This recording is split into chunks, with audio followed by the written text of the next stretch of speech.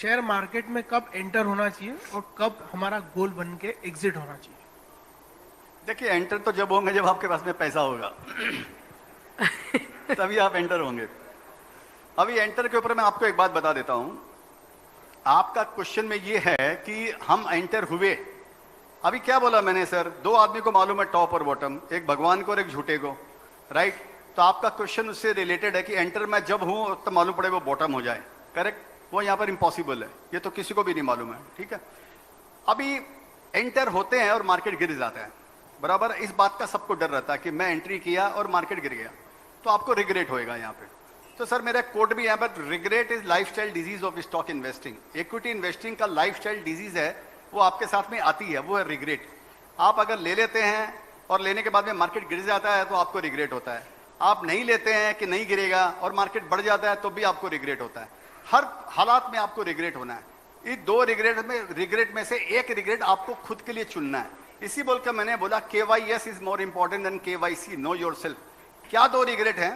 कि आपने शेयर्स लिया और मार्केट गिर गया, ये एक रिग्रेट है। लेकिन अगर आपका लॉन्ग टर्म विजन है कि मैं, जैसे मैंने बताया, मैं तो 2 4 6 महीनों का धंधा नहीं करता हूं, मैं तो 5 साल 10 साल 15 साल का काम करता हूं। तो मेरे को ऑफकोर्स ऐसा नहीं कि मेरे को तकलीफ नहीं होती है, लेकिन ये यहाँ का नियम है, मेरे को उसको एक्सेप्ट करना पड़ेगा। एक रिग्रेट तो ये हो गया कि मैंने लिया और गिर गया। एक दूसरा रिग्रेट ये होता है कि मैंने नहीं लिया और बढ़ गया। इन दोनों में से कौन सा रिग्रेट आपको रात को सोने के लिए देगा, ये आप अपने आप से क्वेश्चन कीजिएगा। मेरे लिए ये रिग्रेट बहुत भारी है कि मैं नहीं लिया और मार्केट बढ़ गया। उससे बेटर मेरे लिए ये है कि मैं लिया और मार्केट गिर गया और मैं उस दुख के साथ में जी रहा हूं। अगर वो दुख है, अगर है, या वो जो भी, उसके साथ में मैं रह रहा हूं, मेरे को उसमें फिर भी मजा, उससे वो बेटर कम रिग्रेट है मेरे लिए। तो एक तो ये हो गया एंट्री का। और दूसरा आपने पूछा एग्जिट का। तो एग्जिट का सबसे सिंपल, ऐसे तो कोई इसका बहुत जवाब नहीं, कई कारण होते हैं एग्जिट के, लेकिन मैंने जो ग्रॉसली जो समझा है वो 2 कारण होते हैं। एक तो ये होता है कि जब मैनेजमेंट का जब फोकस चेंज हो जाता है कंपनी से, तब शेयर बाजार से, तब उस स्टॉक से निकलना चाहिए। और एक जब मैनेजमेंट का फोकस चेंज नहीं होता है तब भी उस शेयर से निकल जाना चाहिए। इसका मैं एक एग्जांपल देता हूं सिंपल भाषा के अंदर में, कि समझिए आप थ्री व्हीलर कंपनी बना रहे हैं। आप समझिए 3 व्हीलर कंपनी का मैनेजमेंट हूं मैं, 3 व्हीलर बना रहा हूं। अचानक मेरे पास में कैश फ्लो आ गया, 100-200 करोड़ रुपए हर साल का कैश फ्लो है, 700-800 करोड़ रुपया कंपनी के अंदर में है, और मेरे को लग रहा कि आगे मेरा फ्यूचर बहुत बढ़िया है। और मैं सोचूं कि अब तो मेरे पास में पैसे की भी कमी नहीं है, मेरा कैश फ्लो भी है और बैंक मेरी रेटिंग भी अच्छी है और मेरे को लोन भी और मिल जाएगा, और मैं जाकर टायर का प्लांट डाल लूंगा, ठीक है, जो मेरी औकात से बहुत ज्यादा ऊपर है। ठीक है, अगर मैं कुछ ऐसा काम करता हूं तो मेरा फोकस चेंज हो गया, वो मेरी औकात से बाहर है, तो उस शेयर से निकल जाना चाहिए। एक उसी का दूसरा उपाय है कि जब फोकस चेंज नहीं हो, कि समझिए मैं ऑटोमोबाइल बना रहा हूं, चाहे 2 व्हीलर 3 व्हीलर 4 व्हीलर, और समझिए मैं पेट्रोल IC इंजन वाला बना रहा हूं, पेट्रोल का बना रहा हूं, डीजल का बना रहा हूं, LPG का बना रहा हूं, CNG का इंजन का बना रहा हूं मैं। लेकिन अगर समय के साथ में अगर मैं इलेक्ट्रिक व्हीकल के अंदर में अगर नहीं आया, तो अगर मैं वो चेंज नहीं हुआ, तो भी मेरा फ्यूचर 2 4 5 साल में खिसक जाएगा। तो इसी बोलकर ये जरूर जानना चाहिए कि मैनेजमेंट जो है वो किस तरीके से अपने सेक्टर की ट्रेंड को समझ रहा है और उसका क्या वो स्टेप ले रहा है अपने आप को इवॉल्व करने का। वो ये एक तरीका ये है। एक मैं कई जगह एक बार एग्जांपल दिया था, आज मैं वापस दे देता हूं। मैंने एक कंपनी के शेयर खरीदे थे, वो जयश्री टी है, वो चाय बनाती थी वो कंपनी। तो मैंने उसके कुछ 1-2% शेयर्स ले लिए थे 300-400 रुपए के भाव के अंदर में। तो वो शेयर वो ज्यादा बढ़े नहीं। फिर थोड़े दिन बाद में मालूम पड़ा वो चाय की सेकंड लार्जेस्ट कंपनी थी इंडिया की, अभी भी शायद सेकंड लार्जेस्ट है। मैक्लोडगल तो बंद हो, जब कम हो गया, फर्स्ट होगी मालूम नहीं, ये बात है 7-8 साल 10 साल पहले की। तो बाद में वो मैनेजमेंट एक दिन आकर बोलता है कि अब हम लोगों ने चीनी मिल खरीदेंगे हम लोग बिहार के अंदर में। तो बिहार शुगर बेल्ट जो है वो मेन यूपी माना जाता है, बिहार इतना शुगर बेल्ट नहीं माना जाता है। तो उन्होंने एक सिक्लिकल है, वो चाय भी सिक्लिकल है और शुगर भी सिक्लिकल है। अब शुगर कंपनी खरीदेगा, वो भी जाकर बिहार के अंदर में खरीदेगा। तो मेरे को ये समझ में नहीं आया कि ये कंपनी क्या एग्जैक्टली करना चाह रही है। तो ये फोकस जो चेंज हुआ है, ये गलत फोकस चेंज हुआ है। थोड़ा दिन बाद में फिर मैं AGM में मिलने के लिए गया वहाँ पे, तो मैं BK बाबू से भी मिला, BK बिरला से मिलने का सौभाग्य प्राप्त हुआ। तो वहाँ पर ऐसे उनके डायरेक्टर से ऐसी बात हो रही थी, तो उनके दिमाग में मेरे को समझ में आया कि ये लोग अब कोई बात कर रहे हैं, कोई लंदन में कोई दूध की कंपनी खरीदने वाले हैं ये लोग, जो कंपनी दूध बनाती है। तो मेरे दिमाग में आया कि इनका चाय भी हो गया, इनका शुगर भी हो गया, दूध भी हो गया, अभी इनको चाय की दुकान खोलना बाकी है इन लोगों को। मैं जाकर पूछ रहे पिछले अगले 10-15 दिन में 1-1.5 महीने में सब शेयर जितना था सब बेच दिया, वो सारा 5 रुपये 25 रुपया कुछ हो गया वो शेयर। तो एक एग्जाम्पल के लिए मैंने आपको बोला। तो ये आपको हर समय साथ में रहना मैनेजमेंट के। आप यहाँ पे आंख बंद करके नहीं कर सकते। जैसे मैंने क्या बताया, प्लांट के जैसे, प्लांट में पानी डालते रहिए, हवा डालते रहिए, फर्टिलाइजर डालते रहिए, धूप देखते रहिए, उनसे बातें करते रहिए, आपके प्लांट से वो भी बात करते हैं। तो ये प्लांट ये जरूरी है यहाँ पे, ठीक है। तो ये है एंट्री एग्जिट का जो मेरे को समझ में आया। सर मेरा नाम अंबर अग्रवाल है। मैं इंजीनियर हूँ बाय प्रोफेशन। 4-5 साल जॉब किया मैंने। फिर मेरे को जॉब करते करते शेयर मार्केट में मजा आया, तो मैं अभी फुल टाइम इन्वेस्टिंग कर रहा हूँ 4-5 साल से। तो मेरे को आपसे ये समझना है कि आप कंपनी कैसे निकालते हैं, क्या सोच के आप एक कंपनी लेते हैं और उसको पकड़ के कैसे रखते हैं। नॉर्मली क्या होता है, जब भी 25-30% अपने को दिखता है तो मन में बहुत खलबली हो जाती है। तो उसको आप आगे तक यानी पकड़ के कैसे रखते हैं, क्या सोच के उसको रखते हैं, और बेसिकली आप कैसे निकालते हैं कंपनी, क्या सोचते हैं उस बारे में, वो जानना। तो ऐसा है कि मेरे को ऐसे लगता है कि मजा लेने की जगह नहीं है ये। तो आप पहले वो मजा वर्ड यहाँ पर निकाल दो। ये सीरियस बिजनेस है यहाँ पे, ठीक है। मैं सीरियसली कर रहा हूँ। हाँ, नहीं अच्छी बात है। अगर आपने इंजीनियरिंग छोड़ के अगर आप आए हैं तो ऑफकोर्स आप पढ़े लिखे आदमी हो, कोई सोच समझ कर ही आपने आया होगा।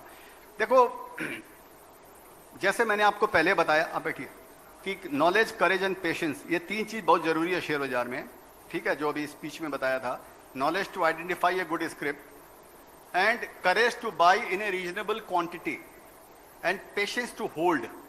ये तीन चीज यहाँ पर सक्सेस का सिंपल मंत्र है यहाँ पे। इसको आप डिसिप्लिन से अगर अपनी लाइफ के अंदर में अगर आप इनको फॉलो कर लेंगे तो कम से कम आपको एक रीजनेबल एवरेज नंबर आपके पर आएंगे कि knowledge to identify a good script. और जैसे मैंने बताया कि ये सारी चीजें मैं तब बोल रहा हूं जब आपको डायरेक्ट इन्वेस्टिंग करनी है। अदरवाइज सिंपल आप अपना म्यूचुअल फंड में पैसा लगाइए या पीएमएस में लगाइए, जा लगाइए, सब झमेले की आपको जरूरत ही नहीं है। तो नॉलेज, करेज एंड पेशेंस। तो knowledge to identify a good script और करेज जो है, ये करेज जो है ये मेरे ख्याल से शेयर बाजार में सबसे ज्यादा जरूरी है। करेज पेशेंस से भी ज्यादा जरूरी है courage. Courage can not be bought, knowledge can be bought to some extent. अगर समझिए आप अपने पास में एक टीम बिठा लेते हैं रिसर्च की, राइट, तो आपको नॉलेज, आप उसका बोरोड नॉलेज है, लेकिन आपका वो नॉलेज है। अगर आपके पास में टीम है या आप किसी को, तो ये बोरो हो सकता है। पेशेंस भी समझिए, आप हिस्ट्री पढ़ रहे हैं, आप लोगों को देख रहे हैं कि हाँ भी वो 10 साल रखा, और अपने जो आंकड़े सुनते हैं कि एशियन पेंट्स ने 30 साल के अंदर में कितना रिटर्न दिया। अगर ऐसा इस तरह ऐसे बहुत सारे आपको शेयर्स मिलेंगे, ऐसे 50 शेयर्स ऐसे मिलेंगे आपको जिन्होंने 1 लाख रुपया, जिनका 1-1 करोड़ रुपया हुआ, 100 टाइम्स 200 टाइम्स हुआ 20 साल के अंदर में। ऐसे आपको बहुत शेयर मिलेंगे, 100-50 शेयर तो मिल जाएंगे आपको। तो उसको समझ के हो सकता है कि आप फॉरगो कर जाएं कि चल मैंने इसमें 1 लाख रुपया डाला है या 2 लाख रुपया डाला है, अब ये रुपया मैं 10 साल तक नहीं, समझो एक कसम खा लिया 10 साल तक इसको नहीं छूंगा।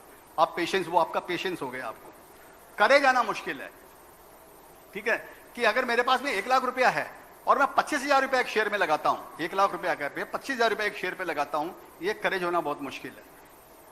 तो एक तो ये करेज यहां पर इंपॉर्टेंट है, और दूसरा ऐसा मेरे को ऐसे लगता है यहां पर बहुत ज्यादा इंपॉर्टेंट है, वो है ग्रीड। वो लालच बुरी बला है, वो मालूम नहीं वो कौन से संदर्भ में बोला गया। हर चीज का लालच, जो ग्रीड है वो भी आपकी एक एनर्जी है। ग्रीड का यहां पर मेरे ख्याल से बहुत बड़ा महत्व है शेयर बाजार के अंदर में। लेकिन वो खाली इसको ग्रॉस वैल्यू पे मत लेना इस बात को कि ग्रीड इज गुड, उसको खाली सिंपल नहीं लेना चाहिए।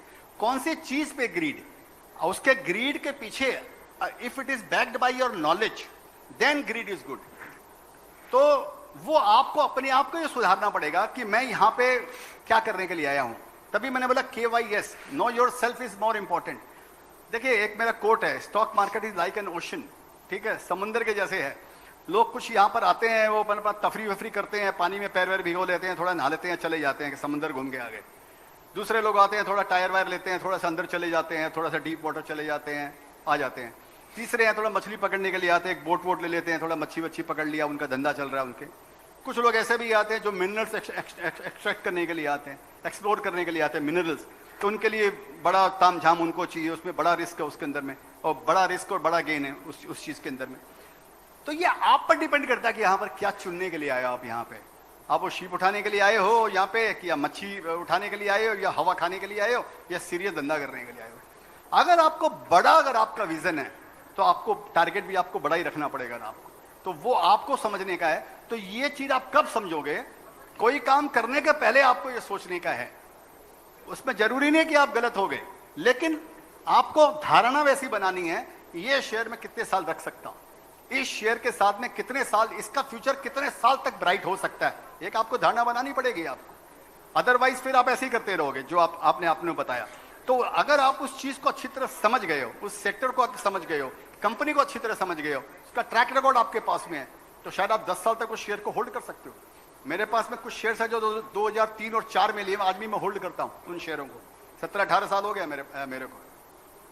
तो ये आप पर डिपेंड करता है कि आप कितने में खुश हो जाते हो। आप 25% में आप खुश होते हो तो ये आपकी एपेटाइट है।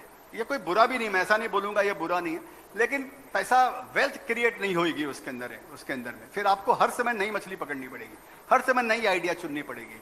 तो जैसे प्लेन में लिखा रहता है कि देखिए बाहर एग्जिट दरवाजे आपके बाजू में भी हो सकते हैं, जब अनाउंस करती है एयर होस्टेस कि आपके बाजू में भी है, तो आपको हो सकता है जिसमें आपने इन्वेस्ट किया हो वही गोल्ड माइन हो, वही शायद।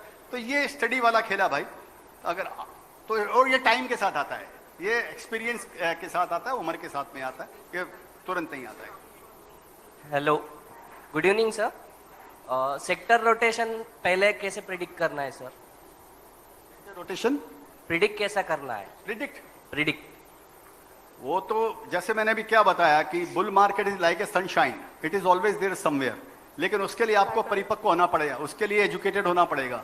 वो इतना इजी नहीं है खाली हम वर्ड सुन लें कि सेक्टर रोटेशन हम कर सकते हैं, कि सेक्टर रोटेशन करना चाहिए, लेकिन उसके लिए प्रॉपर ज्ञान होना चाहिए। मैं ऐसा समझता हूं कि एक इंडिविजुअल इन्वेस्टर के लिए जो 2-4-5 साल शेयर बाजार में लगाया है, उसके लिए सेक्टर रोटेशन पकड़ना समझना मेरे ख्याल से थोड़ा सा तकलीफ देह है, ईजी नहीं है। उसके लिए बेटर आप म्यूचुअल फंड के थ्रू इन्वेस्ट करें। ओके सर, और एक रिक्वेस्ट करना चाहूंगा एक क्वेश्चन। नहीं, रिक्वेस्ट है मैम, आपकी प्यारी सी स्माइल के साथ आपका स्माइल फॉर्मूला नागपुर वासियों के लिए सर। क्या बोले स्माइल के साथ? स्माइल बहुत अच्छी है। फॉर्मूला, आपका smile formula sir. Smile formula तो ठीक है, बता देता हूँ। इन्होंने भी पूछा था कि मैं शेयर कैसे पकड़ता हूँ, तो मैंने स्माइल फॉर्मूला को मैं फॉलो करता हूँ। और S stands for small in size, M और I stands for medium in experience, large in aspiration and extra large market potential. मैं ये मेरा पूरा जिंदगी के जितने भी शेयर आज तक मैंने पकड़े हैं, उनके सबका पीछे खाली एक ही सिंपल फॉर्मूला है, स्माइल का। मैं ऐसी कंपनी पकड़ता हूं जो अपने सेक्टर में स्मॉल हो। मैं कोई जरूरी नहीं 100 करोड़ वाली कंपनी पकड़ता हूं, अपने सेक्टर में जो स्मॉल इन साइज है मैं उसको पकड़ता हूं। कोई जरूरी नहीं है कि ये फॉर्मूला आप सुन के आप राइट हो जाएंगे, ये भी प्लीज समझ के चलना इस बात को। मेरे लिए ये काम किया कि मैंने मेरी पूरी जिंदगी यहां पर बिताई है मैंने यहाँ पे। तो स्मॉल इन साइज, क्योंकि मैं ऐसा समझता हूं कि जो हाथी है उसको अगर घूमना अगर होता है या भागना होता है तो उसको टाइम लगती है, चूहा जल्दी से घूम जाएगा और भाग जाएगा, राइट। तो इस बोलकर मैंने स्मॉल इन साइज कंपनी पकड़ी कि अपनी सेक्टर में स्मॉल हो। और मीडियम इन एक्सपीरियंस मैं इस बोलकर ऐसी कंपनी पकड़ता हूं जिसने 15 साल तक कड़ी मेहनत की अपनी लाइन के अंदर में। जो भी एक ही जगह उसने 10,000 किक मारी है, उसने वो इतना परिपक्व हो गया है, उसने 2-3 रिसेशन देख लिए, 3-4 तेजी मंदी देख ली, और वॉर देख लिया, ये देख लिया, वो देख लिया। इस तरीके से वो अपने आप को एक्सपीरियंस में इतना मजबूत हो चुका है वो आदमी कि उसका शायद जीरो होना मुश्किल है, तो उसने 15-20 साल एक ही धंधे में काम किया और उसको एक्सपीरियंस है इस बोलकर। और इसके पीछे 2 चीज है कि मैं जनरली जो 5 साल पुरानी कंपनी है तो उसमें नहीं करता हूं, इसी बोलकर मैंने कोई न्यू एज की कंपनी के अंदर में इन्वेस्ट मैंने नहीं किया। स्टार्टअप में मैंने इन्वेस्ट किया है, लेकिन वो बड़ा लिमिटेड इन्वेस्टमेंट है मेरा, उसके अंदर में सब्सटेंशियल इन्वेस्टमेंट नहीं है जो मैं सेकेंडरी मार्केट में करता हूं कि 2%, 4% या 5% जो भी है वो मैं नहीं करता हूं उनके अंदर में। तो ये मीडियम इन एक्सपीरियंस और लार्ज इन एस्पिरेशन, ये बहुत जरूरी है, क्योंकि अगर मैनेजमेंट का एस्पिरेशन अगर बड़ा बनने का नहीं है, अगर मैनेजमेंट अरबपति नहीं बनेगा तो जो शेयर होल्डर है वो लखपति या करोड़पति नहीं बनेगा उसकी कंपनी के अंदर में। तो उसका एस्पिरेशन होना जरूरी है कि मैं रीजनल कंपनी था, रीजनल से नेशनल कंपनी बनूंगा, नेशनल से मैं ग्लोबल कंपनी बनूंगा, मल्टीनेशनल बनूंगा, मेरा मार्केट शेयर 3% का है, 10 साल बाद मेरे पास 15% का होगा। ये उसका एस्पिरेशन जरूरी है। अगर उसमें एस्पिरेशन नहीं है, जनरली क्या होता है ना, एक कंपनी माइग्रेट होती है, माइक्रो कैप से स्मॉल कैप के आसपास आती है, 100-200 करोड़ की कंपनी 1000-1500 करोड़ तक आती है, फिर आप देखना उसका वो एस्पिरेशन खत्म हो जाता है। वो जिंदगी में सब भोग लिया, सब उसको मिल गया, अब उसको लगता है क्या करने का है, बहुत हो गया, ये हो गया, वो हो गया, उसमें फ्यूचर अपना बर्बाद होता है उसके अंदर में। तो वो एस्पिरेशन जरूरी है। वो आप कंपनियों के कौन कौन सुनोगे, उनके एनालिस्ट में उसमें जाओगे, उनके एनुअल रिपोर्ट पढ़ोगे, उनके इंटरव्यू जो वगैरह जो आते रहते हैं टीवी में, और ब्रोकर्स वगैरह उनके इंटरव्यू जो पोस्ट करते रहते हैं, उनसे आपको एक आइडिया लगेगी उनको। तो ये है medium in experience and extra large market potential. तो ये मेरे ख्याल से सबसे ज्यादा जरूरी है कि 500 करोड़ की कंपनी 5000 करोड़ की तब बनने वाली है जब उसका मार्केट साइज 50,000 करोड़ का होगा। अगर उसका मार्केट साइज ही अगर इतना बड़ा नहीं है तो वो एस्पिरेशन होकर भी वो उतना बड़ा बन नहीं पाएगा। जैसे मैं एक एग्जांपल देता हूं कि आप सोचिए इंडिया में सबसे बड़ी जो कंपनी है जो एयर कूलर बनाती है वो सिम्फनी, और सिम्फनी कंपनी का टर्नओवर 1300-1400 करोड़ रुपया। आप सोचिए कि वो लीडर है और 1300-1400 करोड़ रुपया खाली एक कंपनी का टर्नओवर, और 5 साल से यहीं पर वो अटके हुए 1000 करोड़, 1200 करोड़, 1300 करोड़। तो वो मार्केट, मैं सिम्फनी के बारे में नहीं बोल रहा हूँ, खाली एक एग्जाम्पल बता रहा हूँ। तो मार्केट साइज इतना बड़ा एक्स्ट्रा लार्ज होना चाहिए कि वो खुद मार्केट साइज खुद हर साल 10%, 15% या 5% या 12% मार्केट साइज भी बढ़ते जा रहा है। तो उसमें लॉन्ग टर्म में रहने में उस कंपनी में वेल्थ बनेगी। हेलो सर, मेरा नाम कुणाल है सर। उस तरफ देर सर मेरा नाम कुणाल है। सर मेरा क्वेश्चन है कि अभी आईपीओज आए थे बहुत सारे, जिसमें से बहुत सारे आईपीओ थे जो कि जोमेटो का था, जो बुरी तरह से गिर गया। लोग ग्रे मार्केट प्रीमियम के लिए अप्लाई करते हैं, तो ये अप्लाई करना चाहिए या नहीं करना चाहिए, और लॉन्ग टर्म तक रखना चाहिए या नहीं रखना चाहिए? ऐसा है भाई कुणाल भाई, मैं तो मेरी जिंदगी में मेरे को याद नहीं मैंने किसी आईपीओ में इन्वेस्ट किया, तो इसके लिए ऐसा नहीं है कि इसमें बहुत अच्छा रहा। हो सकता है मैंने बहुत सारी अपॉर्चुनिटी मिस भी की, ऐसा हो सकता है, लेकिन मैं उसमें खुश हूँ। अभी जो आईपीओ आते हैं, पहले जो आईपीओ आते थे वो एक रीजनेबल रेट में आईपीओ आते थे। अभी क्या मर्चेंट बैंकर वगैरह सब मिलजुल के और सब वो झोल झाल करके वो सब इन्फ्लेटेड आईपीओ आते हैं और इन्फ्लेटेड प्राइस के अंदर में आते हैं।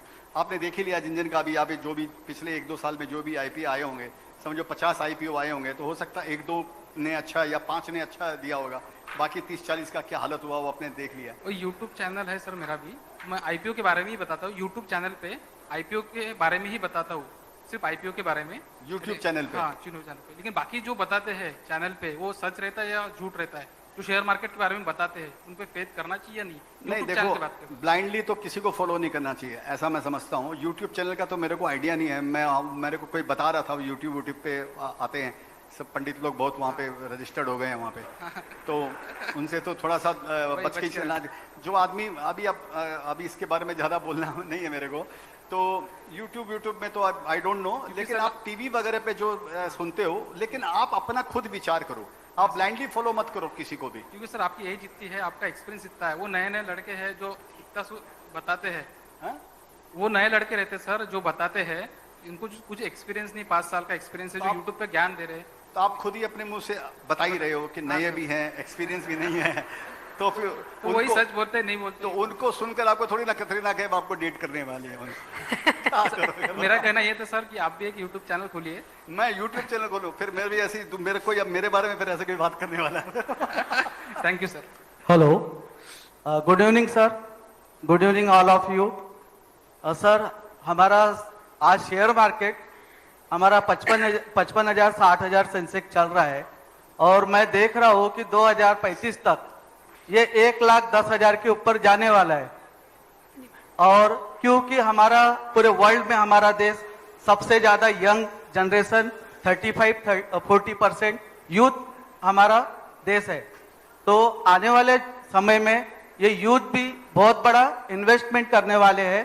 पर प्रॉब्लम ये होता है सर, आप भी बैठ जाइए। कंपनी काफी अच्छी होती है, हम उसको बाय तो कई बार कर लेते हैं, यानी 100 बार में 50 बार हम राइट होते हैं। क्वेश्चन पूछो। हाँ सर सो गए, क्वेश्चन पूछिए। आप बता रहे हैं कि पूछ रहे हैं? सर मैं ये पूछ रहा हूँ कि हम 100 में से 50 बार राइट होते हैं बाय करने के लिए, पर उसको सेल करते समय हम टाइट नहीं हो पाते।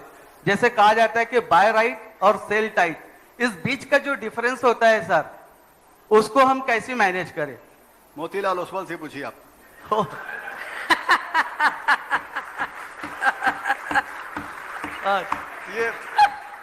ये उसी का है ना टैगलाइन, बाय राइट्स और सिट टाइट। ये मालूम नहीं दोस्त, मैं एक्चुअली मेरा दिमाग कहीं और चला गया आपका इतना लंबा सुन के। आप क्या पूछना क्या चाह रहे हैं कि ये बीच का? हेलो, क्वेश्चन पूछ लीजिए एक बार हाँ, repeat कर क्वेश्चन लीजिए। वही पूछ रहा कि हम बाय तो स्टॉक को कर लेते हैं, राइट हो जाते हैं, पर जब वो बढ़ने लग जाता है, जैसे हमने 100 का लिया वो 150 हो जाता है और हम उसको अधीर होके बेच देते हैं, बाद में हमको 200, 250, 300 भी दिखता है, तो हम बाय तो राइट कई बार सही कर लेते हैं पर सही समय तक ये होल्ड नहीं कर पाते। सर, उसके लिए हमें गाइड कीजिए सर कि किस चीज को फॉलो करके हम उसको टाइट तरीके से होल्ड कर पाए। मैं Got आपको the एक बात question. बताता हूं। अभी किसी सज्जन ने यही बात पूछा था कि 25-30%, इन्होंने पूछा था 25-30% आता है तो मैं बेच देता हूं। वो बात, वो क्वेश्चन आप उसी का जवाब है। आप एक काम कीजिए, देखिए ये फॉर्मूला आपको एक रास्ता चुनना, आपको, आप इतने बड़े स्मार्ट यहां पर कोई नहीं है कि कोई शेयर तो सोचेंगे 25% में इसका पूरा हो गया, 25% निकल जाएंगे और दूसरे शेयर में आप फॉर्मूला निकालेंगे मैं 3 साल तक रखूंगा। जनरली ऐसा होना मुश्किल है। आप एक फॉर्मूला लगा कर रखिए कि आपको क्या सूट करता है। आपका शेयर का जब आप लेते हैं उस समय आपने क्या सोचा उस शेयर्स के लिए। आप किसी गाड़ी में बैठते हैं तो आपको मालूम होता होगा ना इतना बजे गाड़ी छूटेगी, इतना बजे इस डेस्टिनेशन पे जाएगी, यहां पर पहुंचेगी। आप बीच में तो नहीं उतर जाते हैं ना उस गाड़ी को। आपको कुछ ना कुछ तो आपका वहां पर कुछ ना कुछ आपने समझ कर उस शेयर्स में लिया है। तो जो आप समझ के लिया है आप उसी को फॉलो कीजिए। ये तो सिंपल है, लेते समय जो आपके मन में आप उसको फॉलो कीजिए। लेकिन इसका मतलब ये जरूरी नहीं है कि वो राम वाक्य हो गया, उससे आप चेंज नहीं हो सकते। आप उससे चेंज भी हो सकते हैं। लेकिन सर मैं आपको ये बताना चाहता हूं, जो इन्वेस्टमेंट है शेयर बाजार में इंडिविजुअल इन्वेस्टर्स के लिए, ये 24/7 का बिजनेस है। ये साइड का धंधा नहीं है कि आप दुकान में बैठे हैं या फैक्ट्री में बैठे हैं, कोई दूसरा काम कर रहे हैं और फट कोई बोल दिया शेयर्स ले लिया तो मेरे ड्राइवर के अंकल से नॉलेज की लिया, न पढ़ाई की नहीं कॉलेज किया, लोगों की सुन लिया, पेनी स्टॉक चुन लिया, पैसा इतना डुबाया, मजा आ गया। ठीक है, तो मजा जैसे उन्होंने बताया, मैडम ने बताया, मजा आपके ब्रोकर को आता है। तो ये आपको डिसाइड करना है कि आप क्या सोच के आपने उस शेयर्स को लिया था, उसी पर आप स्टिक रहिए। और ये रिग्रेट आपको हर समय यहां पर रहने वाला है कि कभी 25% में निकल गए तो 200 हो गया और कभी 200 में 25 में नहीं निकले तो वापस वो नीचे आ गया। तो ये आपको अपने आप को ऑलवेज ऑब्जर्व करते रहिए। शेयर बाजार में जो मतलब KYS, आप अपने आप को रोज इवेल्युएट कीजिए कि मैं किधर गलती कर रहा हूं, मैं किधर सही कर रहा हूं। अपने पुराना पूरा ट्रैक रिकॉर्ड देखिए, उसको लिखिए, दिमाग में मत रखिए, उसको लिखिए। ये शेयर मैंने क्या सोच के लिया था और ये मैं इसका क्या किया, कब निकला, क्यों निकला, उसका कारण लिखिए आप उसका, और बाद में क्या हुआ। तो ये आपको अपने आप ही सीखना पड़ेगा सर। आप किसी को फॉलो करके आप नहीं सीख सकते। आज भी अपन हाँ, यूएस के ऊपर डिपेंड अबे सुन भाई, आज सुन ना, बैठ बैठ। आप क्या बोला अभी, हम यूएस को देखते हैं। हम माने कौन, कौन हम? वो इंस्टाग्राम में आता है ना, अबे कौन है इधर, क्या है ना, अपन नहीं तो कौन भी, कुछ आता है ना ऐसा। अभी है कौन इधर? कोई नहीं है, सरदार जी के अलावा कोई नहीं है, एक ही बैठे सरदार जी यहां पे। ठीक है ना? तो हम माने कौन? किसको आप हम बोलते हो? लोगों को करने दो, लोग तो स्मगलिंग करके भी पैसा कमा रहे हैं, आप कमाओगे क्या? तो हम कुछ नहीं है, वो लोग बातें करते हैं। क्या होगा, $2.5 लाख से ज्यादा आप एक आदमी, चलिए $2.5 लाख बहुत बड़ा होता है, लेकिन आपको क्या करने का? अभी बाहर मेरे को कोई यही पूछ रहा था, मतलब क्यों जाने का तुमको यूएस? क्या 5 शेयर 10 शेयर गूगल का ले लोगे तो क्या करेगा? उसका गर्लफ्रेंड को बताओगे मेरे पास गूगल का शेयर है, वो साला पैसा और खा जाएगी, वो बड़ी होटल में जाना चालू कर देगी। तो आपको यूएस का क्या चार्म? आपको 80% घट गया यूएस के शेयर्स, मालूम है ना आपको? $600-650 वाला हो क्या, टेस्ला $100 हो गया, मालूम है ना? ऐसा ही कुछ हो गया। तो किधर यूएस की क्यों बातें कर रहे हो यार? इंडिया में बहुत बड़ी अपॉर्चुनिटी है। तो ये यूएस की जो बातें करते हैं उनको करने दो, बोलने की बातें अलग होती है। प्रैक्टिकल जो चीज आप अपने घर में अगर ठीक से समझ नहीं पा रहे हो, उसको ठीक से देख नहीं पा रहे हो, ठीक से उस प्लांट को वाटर नहीं कर पा रहे हो, आपको क्यों यूएस जाना है फैशन दिखा के? क्या होने वाला है उससे? तो वो बेकार है, मेरा कहने का मतलब है। अंटिल अनलेस आपके पोर्टफोलियो की साइज इतनी बड़ी है, कोई 2, 4, 5 हजार 10 हजार करोड़ रुपए आप संभाल रहे हो, या आपका खुद का है 500 करोड़ रुपए आपने लगा दिया यूएस के अंदर, डूब भी गया तो चलो कोई बात नहीं, जीरो हो गया, या आपका बैलेंस हो गया, करेंसी के सामने हेज हो गया आपका। उसके कई तरीके होते हैं। अपने लोग छोटे इन्वेस्टर हैं, हम लोग को इधर उधर को जाने का जरूरत नहीं है। इंडिया में बहुत अपॉर्चुनिटी है। चलिए। हेलो सर, सर आप स्माइल वाला फार्मूला लगाते हैं, ठीक है, वो लेकिन ये स्माइल जिसके ऊपर अप्लाई करते हैं सर, आप पे कर रहा हूं सर, वो अभी स्टॉक्स तो। कैसे आप आइडेंटिफाई करते हैं अभी सर? तो क्योंकि सर आप इसकी ही पे संख्या कर रहा बहुत हूं ज्यादा है। अभी तो आप ही पे कर रहा हूँ। नहीं, हम चाहते हैं सर कि हम आपको फॉलो करते हैं, आपके लेवल में तो नहीं है सर, आप एक छोटा पार्ट है, आप 1% से भी नीचे वाला सर, पर हम level आपकी ख्वाहिश subjective रखते हैं है। सर कि ऐसा हमारा भी ये होना चाहिए टेक्निक। तो थोड़ा सा क्लिक कैसा होता है सर आपको? फॉर एग्जाम्पल जैसे टालब्रोज है, टालब्रोज ऑटोमोटिव, तो सर आपको ये आया कैसे आपके दिमाग में शुरुआत में? क्योंकि इस सेक्टर में बहुत सारी कंपनियां हैं, मान लीजिए एक सेक्टर आपके ध्यान में आ गया है कि ऑटोमोटिव का, एक शुगर का आ गया, कोई भी आ गया XYZ, तो इस पर्टिकुलर सेक्टर में कौन सी कंपनी आपने को ढूंढना है जिसपे ऊपर ये अपना स्माइल वाला फार्मूला लगाना है? मैं समझ गया आपका सर। आप इसका बात एक, जैसे मैंने पहले आपको भी बताया थोड़ी देर पहले कि इन्वेस्टिंग जो है वो 24/7 का बिजनेस है। और इसके पहले भी मैंने ये बात किया कि मैं कोई शॉप फ्लोर पे काम नहीं कर रहा हूँ, न मैं वेंडर हूँ, न मैं सप्लायर हूँ, न मैं लेंडर हूँ, न मैं लेबर हूँ, न मैं वर्कर हूँ। तो मैं क्या हूँ?